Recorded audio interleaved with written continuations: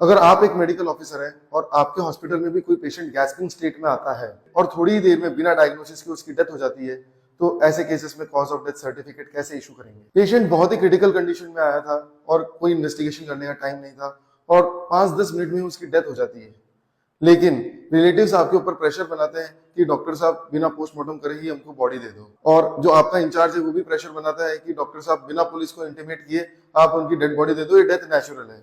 तो आप ऐसे केसेस में क्या करेंगे? आइडियली ऐसे केसेस में बिना पोस्टमार्टम के आपको डेड बॉडी नहीं देनी है और ना ही कॉज ऑफ डेथ इशू करना है। आपको ऐसे केसेस में पुलिस को इंटीमेट करना है, और जब पुलिस रिटर्न में लिख के दे दे कि हम पोस्टमार्टम वेव ऑफ कर रहे हैं, तभी आप medical certificate of cause of death issue कर सकते हैं। लेकिन ध्यान रहे, ऐसे केसेस में cause of death certificate issue करते टाइम आपको कार्डियो रेस्पिरेटरी अरेस्ट, कार्डियोपुल्मोनरी फेलियर, ऐसे कोई से भी रैंडम कॉज ऑफ डेथ नहीं देने हैं। जब आपको एग्जैक्ट कॉज ऑफ डेथ ही नहीं पता, तो आपको एमसीसीडी सर्टिफिकेट में लिखना है cause of death is unknown, undetermined और unspecified due to lack of sufficient investigations and refusal of postmortem examination by the relatives. याद रखिए, गलत कॉज ऑफ डेथ लिखना आपके लिए भारी पड़ सकता है, ये आपको फ्यूचर में लीगल ट्रबल में भी डाल सकता है। अगर आप भी ऐसे मेडिको लीगल सिचुएशंस में कंफ्यूज होते हैं या आपको डाउट्स आते हैं, तो आप मेरे व्हाट्सएप ग्रुप को ज्वाइन कर सकते हैं, जिसका लिंक मैं यहाँ पे शेयर कर रहा हूँ। Thank you so much.